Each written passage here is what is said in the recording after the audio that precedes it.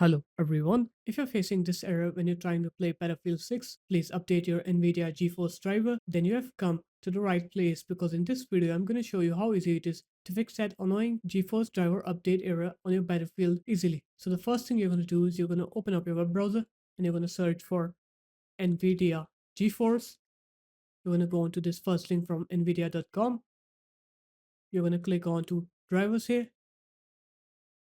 and then you're going to click download now on here. You're going to download this app up. And then when you download and install that NVIDIA app, you should have a check for updates option here. You're going to click onto that and it will check for an update and you'll see an updated driver here. You're just going to click on download here. And once it downloads, it will install the driver for you. And then you're going to go ahead and restart your computer. And after you're done with the restart, now when you go ahead and open Battlefield 6, you'll see that you won't get that NVIDIA GeForce driver error anymore. So there it is guys, that's how easy it was. If you guys found this video helpful, make sure to leave a like, comment and subscribe to the channel and I'll see you in my next video. Peace.